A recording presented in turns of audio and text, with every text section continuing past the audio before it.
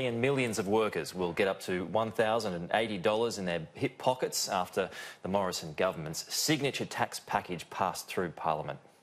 Yeah, Labor voted for the bill in the end after its amendments to split up the plan were unsuccessful. Let's go live to our political reporter, James O'Doherty. And James, Josh Frydenberg says this is a win for all Australians and immediately it'll be 10 million.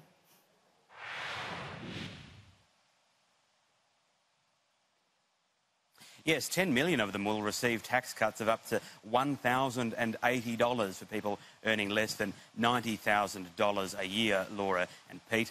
This tax package passed the Parliament last night after some debate. In the first week of Parliament, Scott Morrison securing not just a win for the Australian people, as he says, but for his own government. This tax package passing with that tax refund set to roll into people's bank accounts next week. And the third stage of the income tax cuts that's set to come into effect in 2024-25 also passing into law. Josh Frydenberg today saying that Labor has always opposed tax cuts, but heralding a win for the government. This is good news for the economy, and we have done it without the support of Labor, who have reminded the Australian people they were, they are, they will always be the party of higher taxes.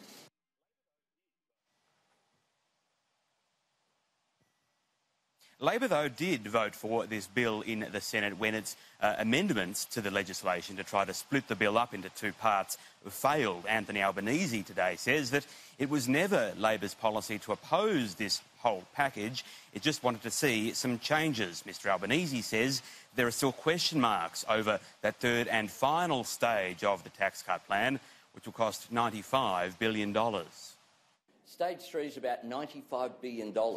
It's ripping $19 billion out of revenue in the first year. Josh Frydenberg said today he couldn't guarantee there wouldn't be cuts. Scott Morrison yesterday in question time answered with one word: none. Well, everyone knows that that's a triumph of hope and is, frankly, a fantasy. The Labor saying that they were still voting for these tax cuts, even though they voted against in the second reading amendment debate. Look, what this means is that the tax cuts have now passed Parliament, with those 10 million Australians set to receive $1,000 in their bank accounts by next week. Laura, Pete.